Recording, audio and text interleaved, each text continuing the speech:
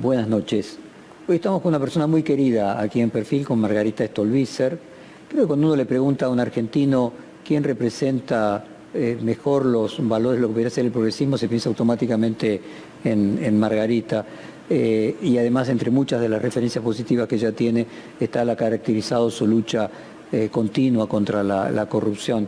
Ella nació y vive actualmente en el partido de Morón, en el conurbano bonaerense, y ella misma destaca que sigue viviendo en el mismo lugar en el que nació. Margarita es abogada, fue docente, secretaria general del Colegio de Abogados de su Morón natal, miembro de la Junta de Gobierno de la Federación Argentina de Colegios de Abogados, directora de Acción Social y Minoridad de la Municipalidad de Morón y concejal de este mismo distrito en los años 85 y 89. Qué reseña histórica, ¿eh?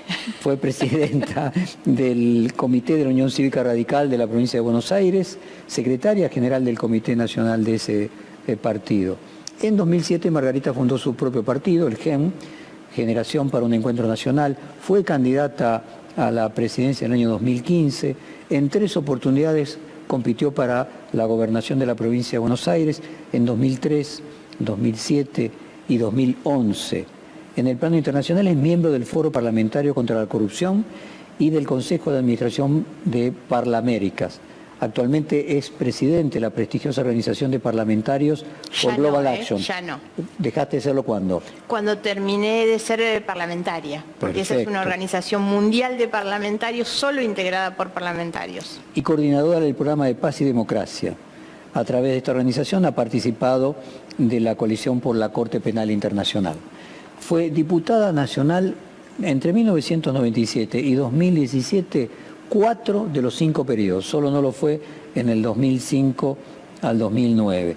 Además fue candidata a senadora de la Nación por el Frente Un País en el 2017, donde compartió espacio con uno de los 3 miembros de la coalición gobernante actual, con Sergio Massa, y Margarita había dicho en su momento de que no tenía en sus genes, usó exactamente la palabra de su partido, un sentimiento gorila ni antiperonista. Margarita, déjame comenzar preguntando, ¿qué es ser progresista hoy en día? ¿Cómo se podría definir eso? Qué buena pregunta, sobre todo cuando lo primero que tenemos que reconocer es que hay progresistas en todos lados. Yo no podría desconocer que hay tanto sectores progresistas dentro de la coalición de gobierno como en la coalición opositora. Por eso parece, digamos, una calificación que se acomoda demasiado fácil a distintas lógicas. Yo reniego un poco esto de que la definición de progresista sirve para todo, ¿no? Y obviamente que me ubico en ese lugar, entonces digo, bueno, lo primero que un progresista se plantea es la búsqueda de la igualdad como horizonte, ¿no? Entender la función como un servicio público. La política no pensando en lo que uno se lleva en el bolsillo o en el cuadro de honor, sino en lo que deja como legado, la idea de la decencia como parte de la acción política. Y siempre hago la aclaración que la decencia no es una cuestión de mera moralina. La decencia tiene que ver con el comportamiento vinculado con la honestidad personal, pero también con el entendimiento de una sociedad decente o indecente cuando permite o no que unos sean explotados por otros. Esas son las sociedades decentes o indecentes. Y el progresismo también plantea estas cuestiones. La idea de la educación como eje central para el acceso a un trabajo de calidad y eso como los pilares en la idea de ascenso social y por supuesto la transparencia como una virtud de la gestión, nunca la transparencia como objetivo, como fin, sino tal vez como una calidad y una condición necesaria de la función pública. Y finalmente lo que diría como definición es que lo que propugna el progresismo, realmente el progresismo con honestidad, es que el achicamiento de la brecha de desigualdad no sea una consecuencia, sino una condición. Ahora, vos mencionaste que había progresistas tanto en la coalición gobernante como en la opositora. ¿Vos tuviste reuniones con Vidal, con Monzó? ¿Estás más cerca de la coalición opositora que de la gobernante? ¿Notás que hay más porcentaje de progresistas en una que en otra?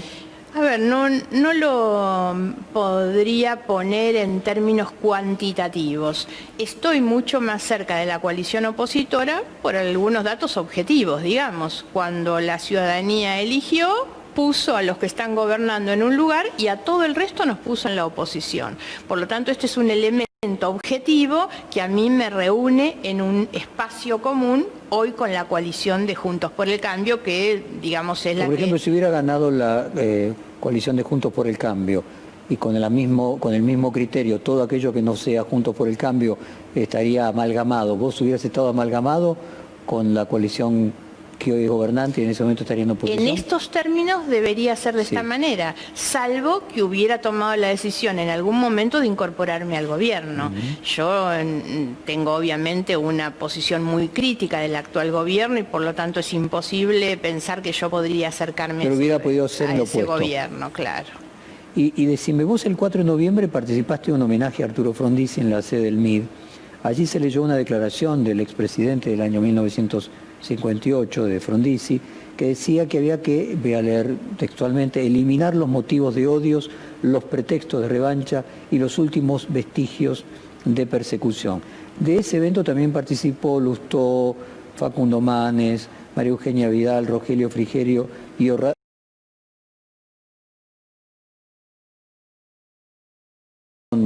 fundamentalmente con Vidal, con Rodríguez Larreta, con Juntos por el Cambio. No tengo hoy ningún tipo de alianza política, ni mucho menos electoral. Tengo un nivel de diálogo importante con ellos, primero porque siempre he dicho, y esto es algo que vengo pregonando desde hace tantos años, que me acuerdo que fue incluso un motivo de ruptura con Elisa Carrió en el 2009, cuando el gobierno hace una convocatoria al diálogo, yo voy y ella cuestiona esa posición. Por lo tanto, he hecho siempre, digamos, una prédica del diálogo, pero también creo que el diálogo no es una fotografía. Si hay algo que le falta a la Argentina es dejar de hablar tanto del diálogo para darle contenido al diálogo, para darle agenda al diálogo. Y un poco lo que me pasa en mis conversaciones con Vidal, con Larreta, con Santilli, con Monzó, es que lo que yo quiero es avanzar en una discusión sobre la agenda, ¿no? Porque esto tiene que ver con lo que pasa en la Argentina. Es imposible que estos sectores, digamos, o personas que componemos un espacio opositor, nuestra motivación al diálogo sea ver si conformamos una coalición electoral. Creo que ese es uno de los problemas de la Argentina. La vocación de la oposición hoy no puede ser simplemente ver si ganan o pierden votos. Yo veo hoy demasiado preocupada a ese sector de la oposición en ver a ver que no se le escapen los votos por derecha por la irrupción que hay hoy en algunos sectores claramente de derecha, los sectores libertarios, digamos. Entonces, ¿qué pasa hoy con la coalición Cambiemos? Está como más preocupada por perder esos votos que realmente por formular una alternativa y plantarse frente al gobierno en los temas en los que hay que plantarse. Hay una discusión demasiado repetida dentro de la coalición de Cambiemos que son las culpas. Entonces, permanentemente en una discusión con el gobierno me refiero. Y yo creo que la oposición debe plantarse con mucha más madurez frente al gobierno, con mucha más firmeza en algunos temas frente al gobierno. Y entonces, cuando ellos se preocupan por perder esos votos por derecha y endurecen su discurso en lo económico y en algunas otras cuestiones, bueno, eso a mí me aleja de ellos. Cuando yo logro dialogar con Vidal sobre la situación de la provincia, con Larreta sobre cómo estructurar un proyecto educativo para la Argentina, y las otras cuestiones que puedo hablar con ellos, bueno, eso es lo que me permite tener esto. No tengo hoy una alianza, digamos, un acuerdo. Textualmente del gobierno de Mauricio Macri, que fue un desastre. ¿Y es posible un acercamiento tuyo a una coalición opositora en la que esté, por ejemplo, el propio Macri o Bullrich o Patricia Bullrich? ¿O eso? Esa es la gran diferencia que yo tengo con Juntos por el Cambio. Lo converso con ellos porque hablo con muchos de esa coalición. Y lo primero que les digo es, si no intentan hacer un reconocimiento de todos los errores cometidos, es imposible que se puedan plantear como alternativa. A mí me preocupa mucho que la alternativa al gobierno Fernández sea volver a un gobierno como el de Macri. El gobierno de Macri no solamente fue malo por no resolver los problemas de la Argentina, Cristina, por no resolver las cuestiones de la economía, que muchos pensaban que ahí estaban las capacidades de esa coalición. Yo creo que fue malo en términos institucionales y que lo peor de todo fue el juego de sus propias estrategias electorales y políticas que nos hicieron que volviera el kirchnerismo en sus peores versiones, ¿no? Y eso tiene que ver justamente, si algo le debemos a Macri, es tener otra vez a Cristina en el centro del poder en la Argentina. Entonces, lo primero que debe hacer esa coalición es repensarse como una alternativa, no intentar repetir lo anterior. Yo cada vez que ellos salen a reivindicar todo lo que hicieron, y bueno, son cosas que me alejan. Ahora, cuando hablo con sectores, por eso insisto, como Vidal. A ver, concretamente mencionas Vidal. Si vos hicieras una evaluación de la gobernación de Vidal en la provincia de Buenos Aires, le pondrías una calificación distinta que a la presidencia de Macri. La gobernación de Vidal en términos de gestión no fue buena. Sobre todo, yo lo he planteado muchas veces públicamente, lo he hablado con ella también, yo vivo en la provincia y uno, para evaluar la gestión de gobierno en la provincia, tiene que tomar 3 temas centrales: la educación, la salud y la seguridad. En esos 3 temas, lamentablemente, la gestión de Vidal no mejoró la mala gestión de Scioli, la malísima gestión. Por eso la situación de la provincia es la que es. Los gobiernos no han mejorado.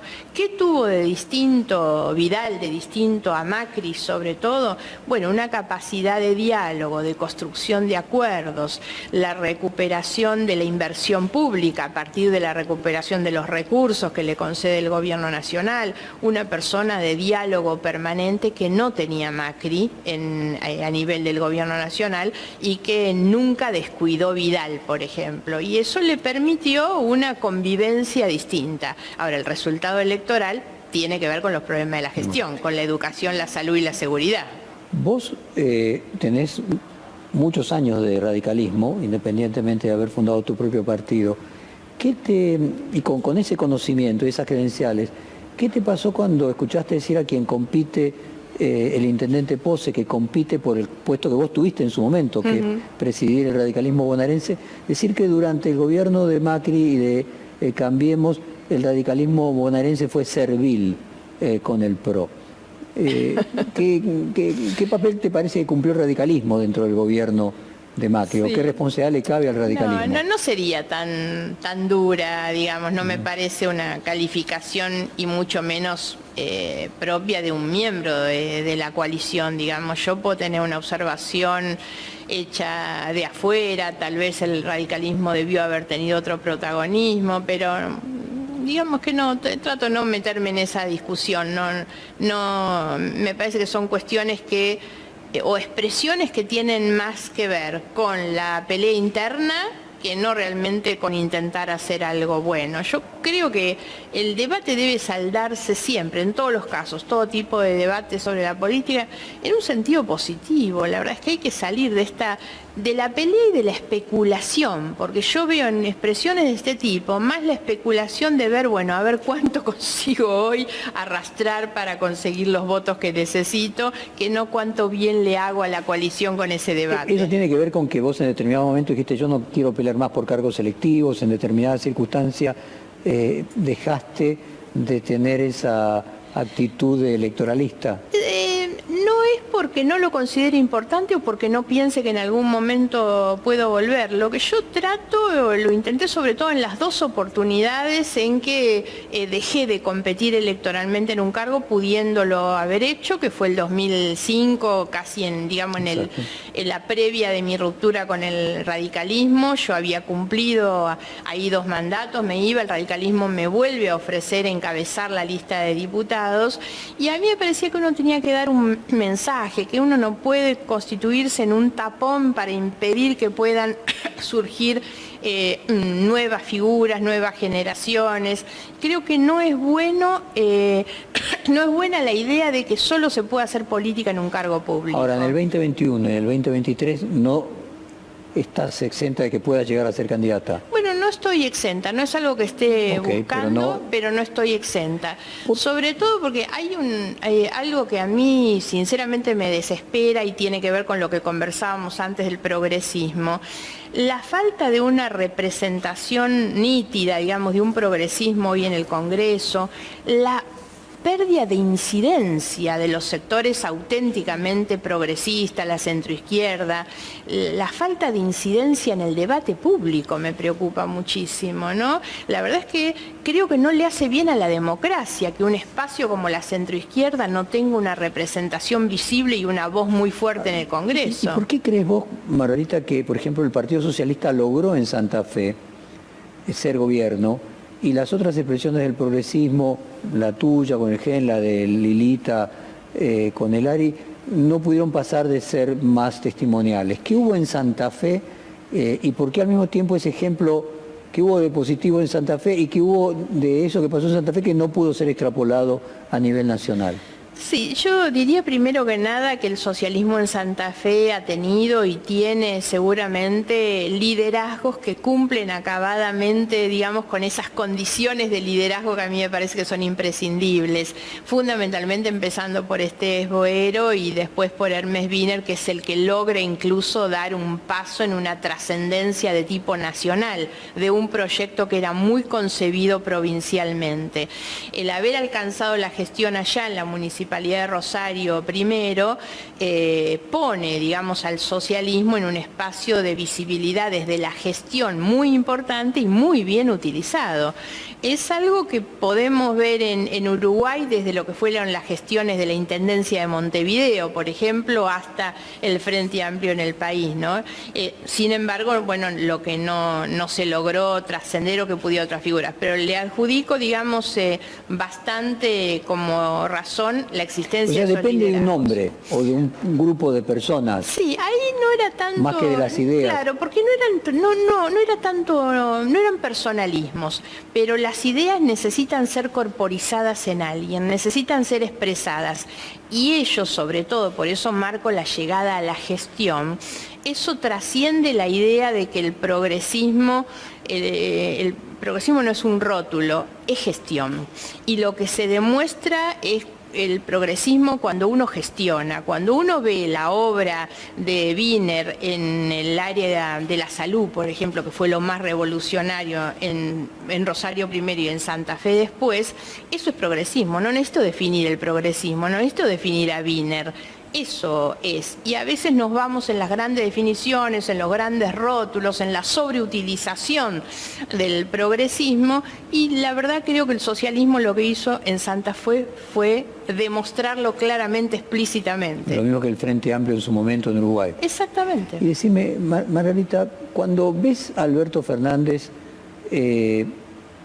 referenciarse en la imagen de Alfonsín y autodefinirse como socialdemócrata, ¿lo colocarías dentro de algo que pudiera estar en esa taxonomía de progresismo? No, definitivamente me parece una burda utilización de un espacio al que no pertenece, ni el de Alfonsín, por supuesto, ni tampoco el de la socialdemocracia. Creo que la gestión lo está poniendo a prueba y lamentablemente le está dando un lugar protagónico en otras de las cuestiones más complejas que tiene este gobierno. Puede ser que dentro de la puja interna pueda ocupar algún papel cercano. Me refiero concretamente cuando Guillermo Moreno, que se autocalifica como peronismo tradicional, define a Alberto Fernández como en economía neoliberal y en política socialdemócrata, que a los ojos de Moreno pueda parecer socialdemócrata.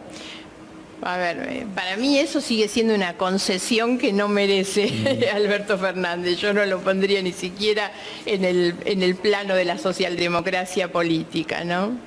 En un reportaje como este, Miguel Ángel Pichetto pronosticó que probablemente la cámpora y la segunda generación de kirchnerismo evolucione hacia la socialdemocracia, sobre la teoría, podríamos decir, del teorema de Baglini, de que cuando las personas tienen que gobernar se hacen más realistas, para decirlo de alguna manera, y que la evolución propia de la segunda generación del kirchnerismo tendría que ser hacia una socialdemocracia.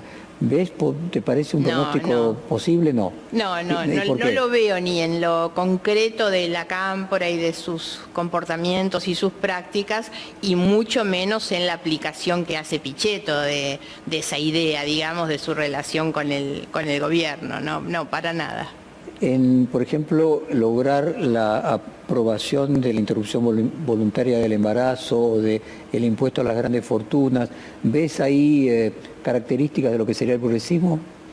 Desde luego que lo son, ambos proyectos, digamos, son perfectamente banderas del progresismo.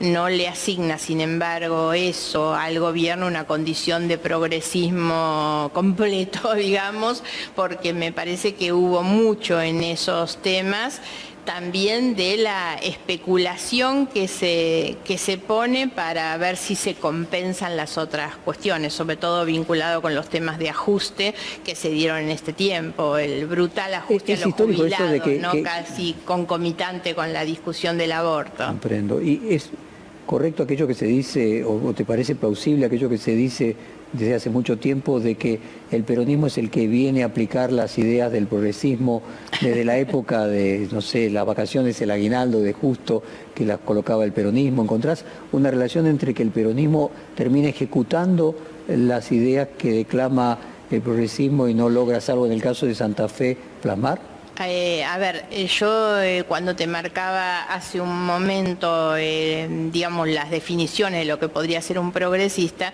no tengo duda que dentro de eso pongo la idea del ascenso social del peronismo y muchas de todas estas cuestiones. Lo que pasa es que eso que aparece como un elemento fundamental no es suficiente. El progresismo debe poder combinar también el ideal republicano con la búsqueda de la igualdad. Por lo tanto, es la idea del ascenso social, pero también es la inversión en la educación y son las instituciones por detrás de los derechos de las personas, ¿no? Saliendo de la idea del líder benefactor, digamos. O sea, la diferencia es el cómo en ese sentido, de cómo se logran dentro de un contexto republicano. Me parece que hay algunas cuestiones mucho más de fondo también, además que no tiene que ver solamente, claro, con el cómo. Me parece que hay más de sustancia. ¿Qué te pasó cuando leíste esa carta de Cristina Kirchner, la primera en la que llamaba una especie de acuerdo nacional? ¿Te resultó creíble? No, sinceramente todas las cartas, para poner también en la letra de Cristina la de los senadores en su momento al fondo, por eso digo las tres cartas, me han parecido que ningún bien le han hecho al gobierno. En un momento de extrema vulnerabilidad del país y del gobierno no me pareció que fueran buenas contribuciones. La convocatoria al diálogo de quien nunca creyó en el diálogo, pero sobre todo de quien dice hay que dialogar, pero lo primero que hace es descalificar en la misma carta. En la misma carta descalifica. A mí me llamaron mucho la atención algunas expresiones. Uno era contra el empresariado. La expresión de la carta era muy tremenda, porque decía algo así como: la culpa de todos los males en la Argentina la tiene el empresariado antiperonista. Había una descalificación del empresariado muy grande. El otro gran descalificado de las cartas de Cristina es Mauricio Macri. Entonces, ¿con quién vas a encarar un proceso de diálogo y de acuerdos cuando estás diciendo que el líder de la oposición es el culpable absolutamente de todo? Y así como esas otras descalificaciones. Entonces es difícil hacer una convocatoria al diálogo y al mismo tiempo descalificar a todos aquellos con los que te tendrías que sentar a dialogar, ¿no? Me parecieron particularmente malas las cartas. O sea, con mala intención, con mal efecto, no me parece que hayan ayudado absolutamente a nada. Y lo otro que tenían también en algún momento las cartas, que dio la impresión, es como que era sacarle un poco el cuerpo a la situación, ¿no? Bueno, esto no es exactamente lo que yo quiero. Además era muy la Cristina clásica. Yo hice todo bien y estos no están haciendo las cosas bien. Y Alberto no hace bien las cosas porque no hace caso. Vos llevaste adelante muchas de las denuncias que terminaron derivando en causas en las que está procesada Cristina Kirchner. ¿Cómo imaginás el futuro judicial de ella siendo vicepresidente? A ver, muchas veces me han preguntado sobre todo del proceso electoral, digamos, y desde la llegada al gobierno, ¿qué va a pasar con las causas, no? Muchos periodistas me han preguntado, ¿cree que las causas se van a parar? Y yo, es que uno de los problemas en la Argentina no es que se paren ahora, es que estuvieron paradas muchos años. El promedio de duración de las causas en la Argentina donde se investiga la corrupción en realidad es de más de 10 años, 14 años dicen algunas organizaciones. No, en el caso de 20 como los de Menem. Claro, entonces lo inaceptable eso no es porque ella sea vicepresidenta, la verdad es que las causas no avanzaron antes tampoco. Yo creo que esto está vinculado un poco hoy con lo que yo llamaría una estrategia de impunidad del gobierno, que es lo que más me preocupa, ¿no? Y en esto te acotaría dos cosas, ¿no? Me gustaría incorporar que tienen que ver con algunas de las cosas que hablamos. Una es con el papel de la oposición, por supuesto, porque yo creo que hay una estrategia claramente planteada de búsqueda de impunidad. Así como en el gobierno anterior la estrategia principal fue construir una organización de enriquecimiento ilegal, de enriquecimiento personal. En esta etapa... El gobierno anterior de ella misma. Exactamente. La estrategia del anterior kirchnerismo, del gobierno anterior del kirchnerismo, fue la organización de un esquema de enriquecimiento ilícito personal. Hoy la estrategia es el armado de un mecanismo, de un método de impunidad, en realidad. Esas son las cosas que me parece que plantean un desafío demasiado importante para la oposición, que lo que debería estar discutiendo es cómo enfrentarse con eso. ¿Qué quiero decir cuando hablo de un método, de una estrategia de impunidad? Bueno, que son muchas las cuestiones que podemos enumerar. El movimiento de los jueces, la persecución, la descalificación a los jueces, los cambios que hubo. La propia presidenta del Senado, ella... liderando una embestida contra los jueces que la investigan. Estas son cosas que no se ven en ningún lugar del mundo y que afectan la credibilidad de la Argentina.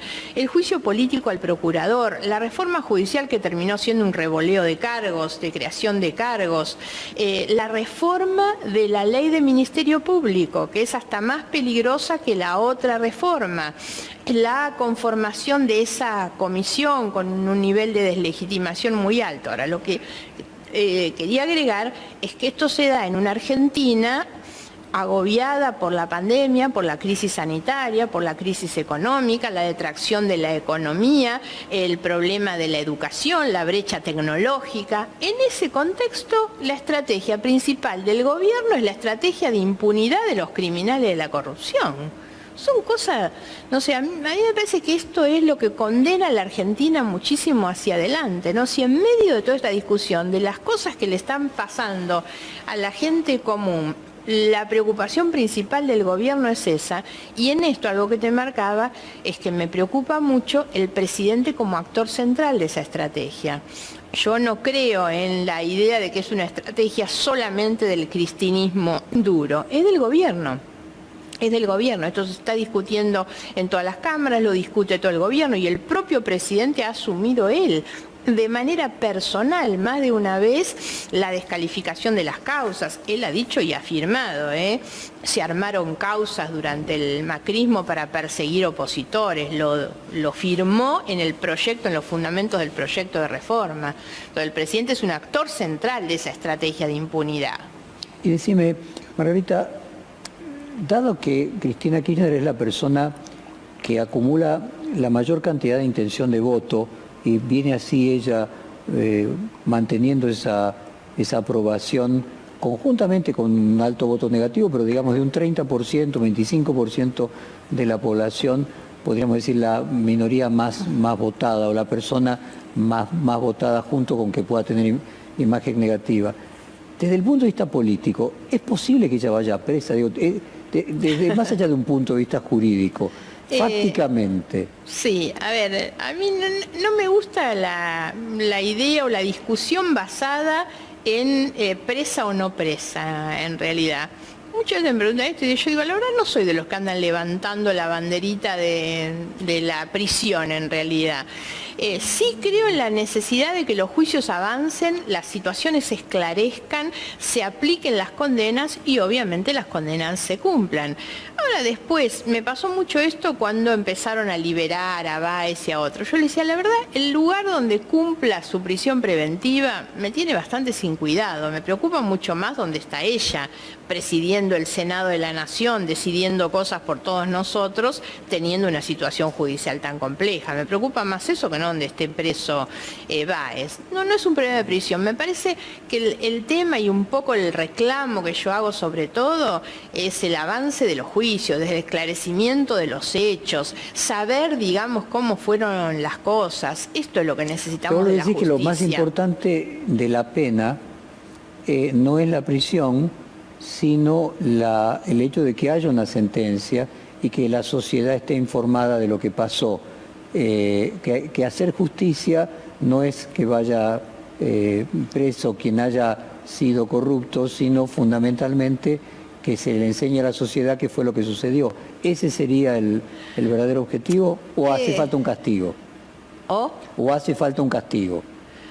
Yo considero que un castigo material, no un castigo simbólico. Claro, por eso. Yo considero que el castigo principal es la sentencia que diga, como lo dicen todos los autos de procesamiento, porque recordemos que en todas estas causas Cristina ya tiene auto de procesamiento, lo que quiere decir que ya los jueces y las cámaras han considerado la existencia de una semiplena prueba de los delitos cometidos. Son causas, al menos en las que yo impulsé y de las que tengo conocimiento, en las que hay un nivel de probanza más que suficiente sobre los delitos que se cometieron, porque la verdad es que más allá del beneficio de la duda y el principio de inocencia, las causas tienen demasiados elementos como para que ignoremos esa situación. Ahora, yo aquí aspiro a que las causas terminen, haya un juicio oral y público donde la gente pueda realmente enterarse de lo que ha pasado y que realmente se aplique una condena y que la condena se cumpla. Ahora, si después la condena la va a cumplir con un arresto domiciliario en el Calafate o en la prisión de Ezeiza, y la verdad ya es una discusión demasiado finita que no es la que me preocupa tanto, porque me preocupa mucho más el valor institucional de la condena y del juicio que lo que le pase a ella. Yo no tengo un tema personal con ella, me parece que las instituciones tienen que funcionar de otra manera. ¿Vos lo ves viable? ¿Ves viable que las condenas se produzcan siendo ella vicepresidenta y que simultáneamente tenga que cumplir un arresto domiciliario, se produzca una pérdida de sus fueros? ¿Lo ves políticamente viable? Y hoy tendría que reconocer que no, mal que me pese, tendría que reconocer que no, un poco porque tiene que ver con toda esta estrategia. En esta estrategia no les ha ido mal tampoco. Lo otro es porque si hay algo que no funciona bien dentro de nuestro sistema de justicia, así como hay jueces y fiscales muy buenos y que trabajan muy bien y honestamente, la verdad es que hay muchos otros que bailan al compás del poder de turno, ¿no? ¿Cómo imaginas que evolucionaría esto? O sea, que habría condenas recién después de 2023, si tuvieras que pronosticar con todo margen de error, ¿cómo evolucionaría esta situación? Sí, porque los juicios tienen su proceso, o sea, sí, no se pueden parar. Claro, pero para establecer una diferencia entre los que son las causas de Cristina Fernández y el resto, porque en el resto está Báez, está Debido, está López, digamos, sobre quienes parece, o Vudú, digamos, en el medio, que la justicia ha avanzado un poco más. Vudú ahora, esta cosa tan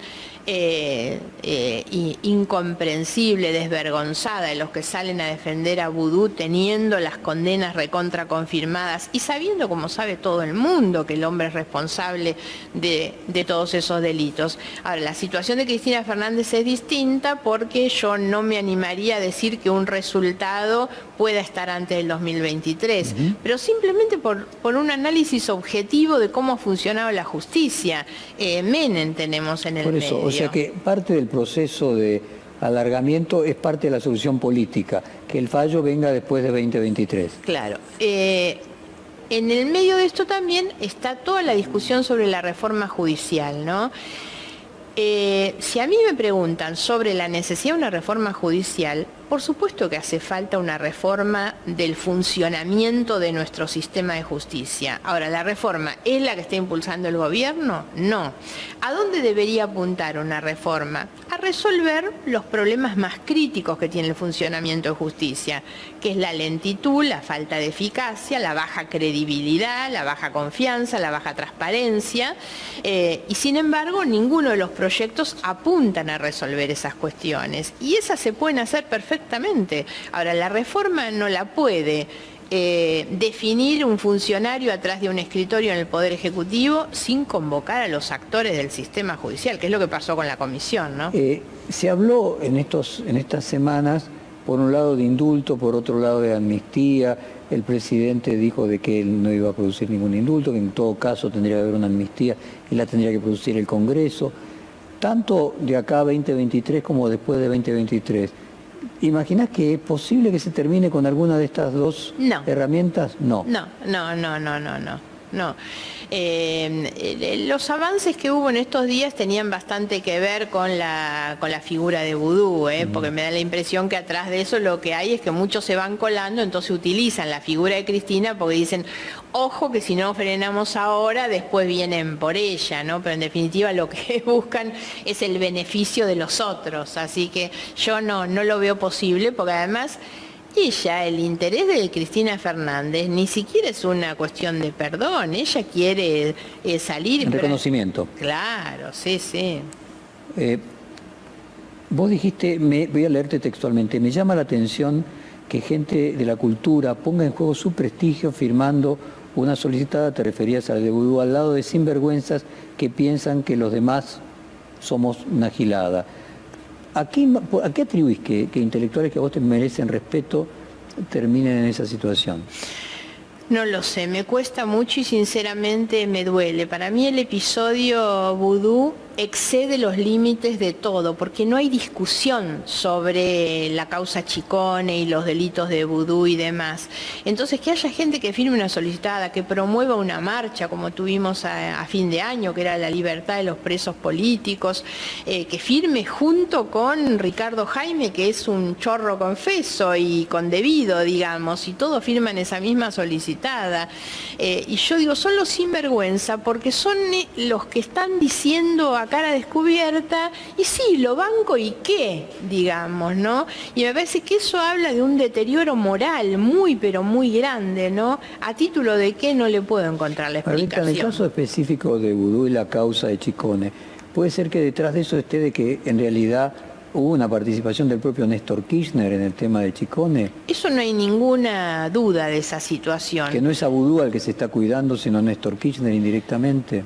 No, a eso no voy. Que hay una participación de Néstor Kirchner, seguro. Kirchner tenía una organización de lo que era su esquema de poder y de corrupción dentro del gobierno, con distintos pilares a los que él mismo encomendaba distintos negocios de los que él terminaba siendo el beneficiario último. Entonces estaba el negocio de las obras públicas, el del petróleo, el de los medios de comunicación, en un momento el de la efedrina, el juego, y en un momento inventan lo de la máquina del dinero, porque era la impresora de los billetes, ¿no? Que esto yo siempre digo, hay que entender la trascendencia para el Estado que tenía esa causa. Por eso para mí es gravísimo lo que hizo el Congreso después, que terminó declarando la soberanía monetaria para la expropiación, una cosa tremenda, que era para borrar las huellas, ¿no? Una expropiación que nunca se concretó.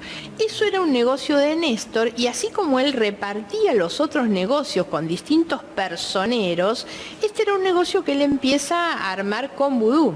La muerte de Néstor Kirchner trunca ese negocio y Vudú es el que continúa, él con su amigo, con Núñez Carbón, él termina siendo el ejecutor de todo eso. Todo esto se conocía y se sabía cuando Cristina Fernández en el 2011 termina premiándolo a él con la candidatura a vicepresidenta, cuando todo eso ya se conocía absolutamente y ese negocio estaba en marcha, pero era un negocio originado en Néstor Kirchner.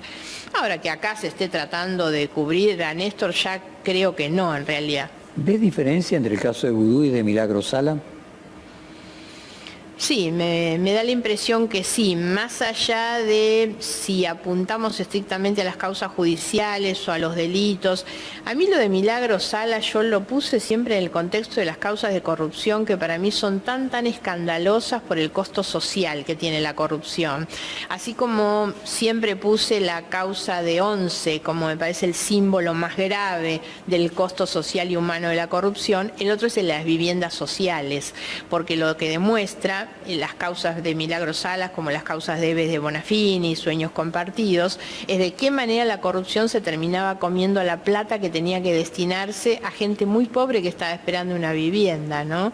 Más allá de las otras causas de Milagro Sala que tenían que ver con la violencia, la extorsión y otras cosas, causas que no conozco en realidad.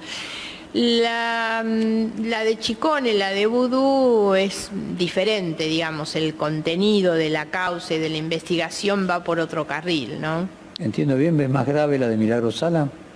En términos del costo social, las causas de corrupción que son perfectamente identificables, donde hay un costo social, me parece que son mucho más duras, mucho más graves en ese punto. Y en el caso de Cristina, ¿cuál te parece que es la causa o las causas en las que está más comprometida y le va a ser más difícil que no haya una condena en su contra? Y al menos las que yo conozco, porque son las que impulsé, que son Otesuro y Los Sauces, que terminan teniendo casi un cauce común relacionadas con la asignación de la obra pública, por ejemplo. Creo que esas son las causas. Y la causa Cuadernos. La causa Cuadernos es un antes y un después en la Argentina, me parece, en la investigación de la corrupción. Yo le asigno mucha importancia a esa causa. Las dos que yo había manejado, que eran Otesuro y Los Sauces, eran causas que explicaban la parte del lavado de dinero, ¿no? O sea, cómo a través de distintas sociedades y del mecanismo de los hoteles o el alquiler de inmuebles, ellos recibían la devolución de los empresarios a los que habían beneficiado. Lo que no se había podido demostrar es lo que se llama el delito precedente, que es donde se genera la plata sucia. La causa Cuadernos es claramente demostrativa, por eso ellos han hecho tanto por desbaratar esa causa, porque esa causa es la que termina demostrando de dónde sale la plata sucia que después se lava en esas sociedades, quién la pone, quién la traslada, digamos, quién la recibe, bueno, todo eso, el manejo de los secretarios. La historia de los dos secretarios, funcionarios muertos, digamos, me refiero a Gutiérrez. Uno naturalmente y otro no.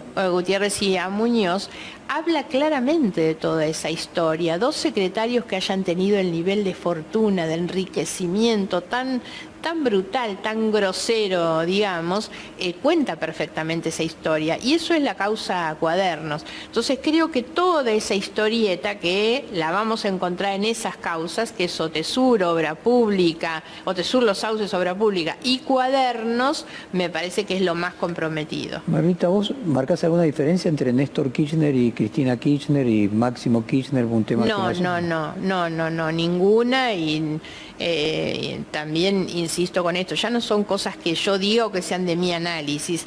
Eso ha sido materia del análisis de una enorme cantidad de magistrados, fiscales, jueces, camaristas, que todos fueron confirmando la existencia de esa asociación ilícita que armaron Néstor y Cristina Kirchner. Como yo te decía antes, en principio como una organización destinada al enriquecimiento, que incluía el tema del lavado, que era disimular obviamente esos canales, y de la cual formaron parte, digamos, toda esa familia. Seguimos con más preguntas después de un corte y volvemos en un minuto. Con gusto. Bueno, continuamos con Margarita Stolbizer. Quería leerte, Margarita, un posteo que vos retituaste de Roberto Gargarella sobre la solicitada en defensa de Amado Vudú. Sobre ese Twitter vos dijiste, reproduciendo a Gargarella en realidad, cuando acá en la Argentina hablamos de grieta, yo pienso en esto. Circunstancias como las de la solicitada a favor del ex vicepresidente, y agrego abajo evidencia, dos minorías intensas que refieren a los mismos hechos de modo tan radicalmente opuesto que se miran unas a otras con perplejidad, sin comprender cómo quienes están enfrente pueden decir semejante disparate. Intuyo que vos en tu posición te debe haber pasado a lo largo del tiempo algo parecido a nosotros, de que finalmente no estás en ninguna de esas dos situaciones y mirás a ambos como cómo pueden decir tantos disparates. ¿Qué respuesta te das? Frente a gente inteligente, muchas veces gente que respetás, tanto de un bando como del otro. Sí, sí. A ver, he caído muchas más veces en el, digamos, en el conflicto que me genera mi propia posición. No es ya simplemente cuestionar lo que hacen los otros, sino que me he preguntado muchas veces. ¿Te sentís sola? Claro, me he preguntado muchas veces si ¿qué hago soy yo? La equivocada, ¿no? Ahora, también esto traducido, a mí no me gusta la autorreferencialidad, pero hablábamos recién sobre el tema de Cristina y toda la representatividad de votos que tiene, ¿no? Y yo me encuentro diariamente con la pregunta, con el reproche, con la crítica de los pocos votos que yo tengo, ¿no? Entonces, muchos me dicen, bueno, podés hablar porque a vos no te vota nadie y todas estas cosas y que intentan descalificar por los no votos, digamos. Y yo ahí, la verdad es que he llegado, por eso digo, duermo muy tranquila. Y lo que me permite dormir tranquila es mirar en este contexto, que sí me preocupa y me quita el sueño, de la Argentina, es decir, y en definitiva siento como una virtud no haber tenido los votos, porque vaya cómo le va a la Argentina con los que reciben muchos votos. La realidad de la Argentina hoy es la consecuencia de cómo se ha votado durante todos estos años. Y por lo tanto, los éxitos electorales o considerar al político virtuoso el que consigue más votos no se compadece con la suerte que corre la Argentina, ¿no?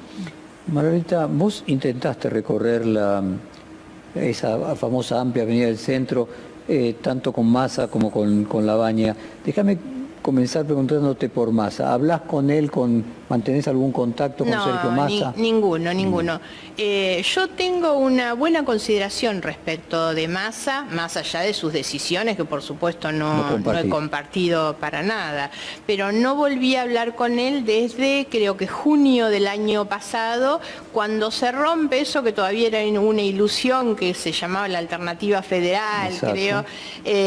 Tuvimos una reunión, me acuerdo, a la que yo concurrí con Miguel Lifchis, que se hizo en las oficinas del Partido Socialista, en su momento gobernador de Santa Fe. Claro, y estábamos con esta idea de conformar algo mucho más potente, digamos, como alternativa de no grieta. Y entonces nos reunimos en las oficinas de Massa, con él, con Schiaretti, con Pichetto y con Urtubey.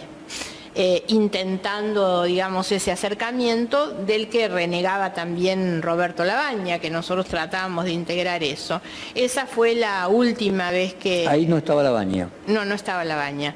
Pero Lifchis hacía un poco como una idea de referente o representante de Labaña en ese momento. Esa fue la última vez. Creo que hablé con Sergio Massa, que lo vi y que hablé con él. ¿Te decepcionó que él haya integrado la coalición gobernante? Yo no me ilusiono con los políticos, entonces no tengo oportunidad de desilusionarme en realidad. ¿Te sorprendió? Lo fui viendo, digamos, lo fui anticipando. Además, lo que estaba muy claro es que por abajo su fuerza política le estaba reclamando a él un espacio de poder, porque ellos, después de haber ganado muy claramente la elección del 2013, venían perdiendo, y habían perdido 2015, perdieron la elección conmigo en el 2017, y yo creo que él ya tenía una gran presión de su fuerza política para que él se ubicara en un espacio de poder y no siguiera por un camino que ellos veían que no les llevaba a otro lado. Entonces, te podría decir, tal vez como más duro como sentimiento, me dolió. No me desilusionó ni me sorprendió. Me dolió porque es una persona sobre la que yo tenía siempre una buena consideración, y me parece que es una persona que podía construir él una fuerza política distinta. ¿Y Labaña te decepcionó? Sí, absolutamente. Lo he dicho públicamente. Labaña es la mayor decepción política de toda mi vida política, que no es corta. Fue una decepción política, totalmente. A ver, vamos a hacer una simulación. ¿Es posible que Labaña, si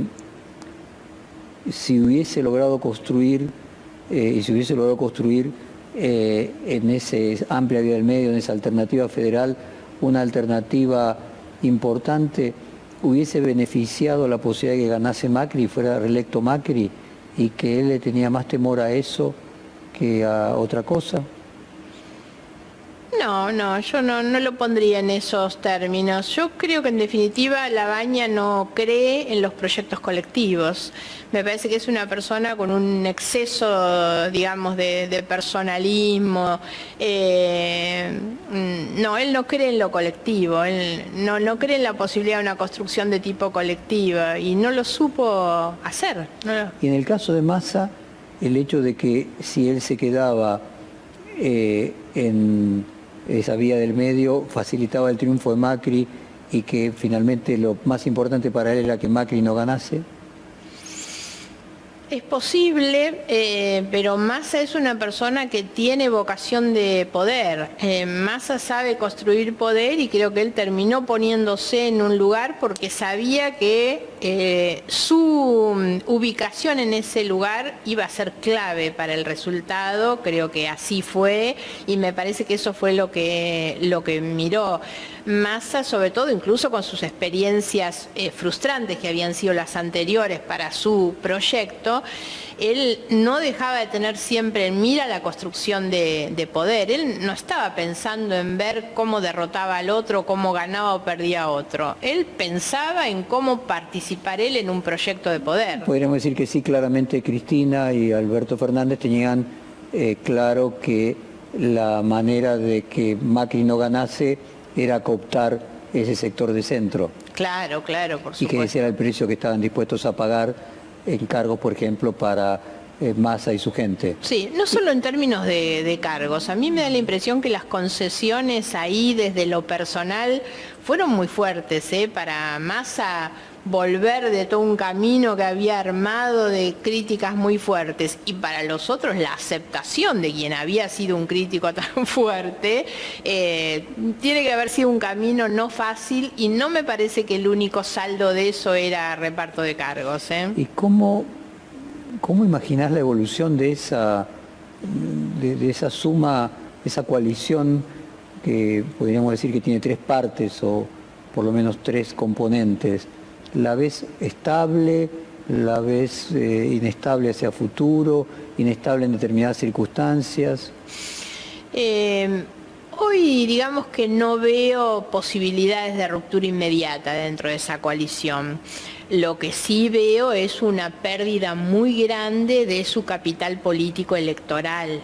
Y eso me parece que es lo que va a determinar la suerte de esa coalición política. No son las peleas de la superestructura, sino la ruptura con sus bases en la medida en que esto continúe en el camino en que está yendo, que es de un ajuste brutal, una Argentina que cada vez tiene más cantidad de niños en condición de pobreza, con los jubilados que sufren los ajustes más duros, contradicciones muy fuertes de los discursos y de las promesas electorales a lo que va a terminar siendo el año que viene con un castigo muy fuerte sobre los sectores medios. Entonces me parece que lo que se va a ir erosionando es la base política y electoral de los tres componentes, porque eso le va a pasar a Massa por debajo, le va a pasar a Cristina, le va a pasar a Alberto. No lo veo hoy en desavenencias de la superestructura que tiene mucha necesidad de mantenerse unida. Y esa pérdida de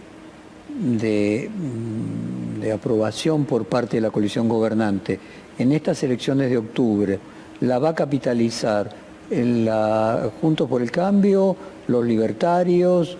¿Se va a atomizar? ¿Cómo imaginás que se va a dar el escenario? No estoy en condiciones de tener un panorama, un pronóstico muy claro de lo que puede ocurrir. Hoy te diría que me da la impresión que puede haber más una atomización de eso.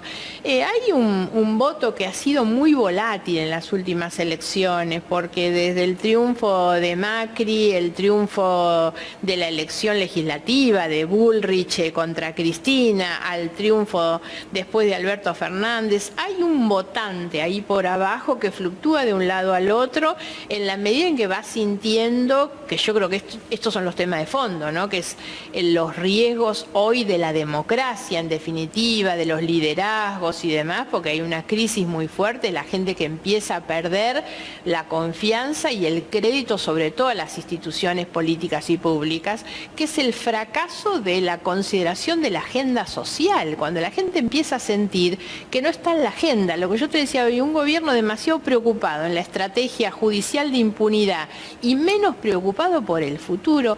Hoy a mí me da la impresión que el gobierno de Alberto Fernández están cómodos gobernando la pandemia y no hay nadie que esté pensando hacia adelante. O sea, yo me encantaría escuchar a alguien que me dijera cuál es el plan del gobierno para recuperar crecimiento económico, recuperación del empleo, un plan antiinflacionario. ¿A qué atribuís, ¿no?, esa comodidad en la pandemia? Si tuvieras que explicarla. Es que en realidad saca de la agenda las otras cuestiones. En la medida en que ellos más o menos van atendiendo y gestionando la pandemia y no los obliga a tener que rendir explicaciones sobre todas estas cuestiones de ajuste tan fuerte, porque lo que siempre tienen por delante es, bueno, estamos en la pandemia, estamos en una situación tremenda. Hoy la esperanza de la vacuna, que yo digo sinceramente, a mí me preocupa mucho la incertidumbre y el juego que hay atrás de la vacuna, pues está jugando con algo tan grave como es no solamente la medida que nos permite afrontar la cuestión sanitaria, sino la esperanza de la gente, que hoy tiene su mirada hacia adelante depositada en la posibilidad de una vacuna, ¿no? Y veo que el gobierno está mal en muchas de estas cosas, pero porque sinceramente no están pensando hacia adelante, están con el día a día, pero me preocupa que sienten la comodidad de ese día a día y no están enfrentando realmente lo que se viene a futuro. Margarita, tu mamá murió luego de una explosión de una garrafa en 1984. Poco después padeció de síndrome de Guillain-Barré, un trastorno poco frecuente en el cual el propio sistema inmunitario se ataca a sí mismo. Tu padre falleció cuando vos eras muy joven. ¿Qué significa en ese contexto la palabra resiliencia? Vos venís luchando continuamente como contra los molinos de viento, con pocos votos como marcabas.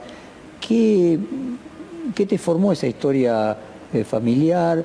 Cuando te mirás a vos misma respecto de esa resiliencia, ¿qué te decís? Que posiblemente sea eso, sea lo que yo fui. Primero que creo que los grandes dolores son los que nos permiten enfrentar cualquier otra cosa, ¿no? Yo cuando escucho gente que se hace drama por cosas que para mí son intrascendentes es porque realmente no sufrieron nunca ninguna de las cuestiones que por lo menos a mí me tocó sufrir.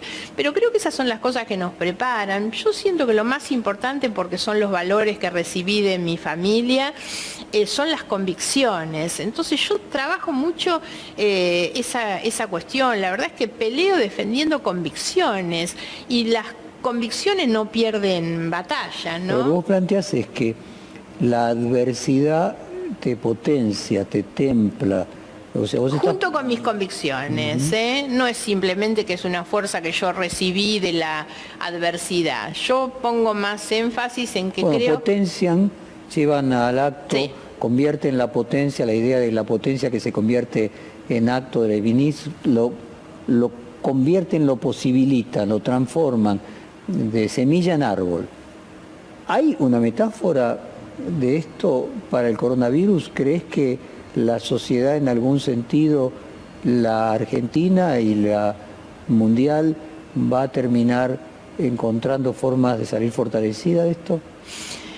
Por supuesto que pienso que sí. Yo creo, y si uno lo toma en el espacio en el que a nosotros nos ha tocado atravesar este tiempo, creo que todas las dificultades y las complicaciones, para tomar el tema de la educación, por ejemplo, que para mí ha sido central durante todo este año que pasó, creo que de todas las dificultades que ha tenido la educación a distancia, la falta de la presencialidad en la escuela, y que creo que debería ser hoy un objetivo principal, la vuelta a la clase presencial, sin embargo creo que ha habido toda una enseñanza, un aprendizaje, el descubrir un nuevo mundo, ¿no? La posibilidad de estar conectado con gente en otro lugar del mundo y establecer otro tipo de vínculos que no reemplazan lo humano, pero me parece que hay mucho aprendizaje. Ahora, también creo que la combinación es entre, y lo llevo de nuevo a la cuestión mía personal, no es solo lo que uno aprende de los males, de los malos momentos, sino el desafío de construir con esperanza, con sentido positivo hacia adelante. Ahora, esto hay que llevarlo al plano de lo humano, no es simplemente una cuestión política, hay que ponerlo en la clave de lo humano, en la clave de lo colectivo, no son salvaciones individuales. La esperanza en el sentido es qué hacemos con la humanidad y qué hacemos desde la humanidad también, ¿no? Margarita, muchas gracias por esta hora de conversación hermosa ahora. Muchas gracias. Gracias por la convocatoria.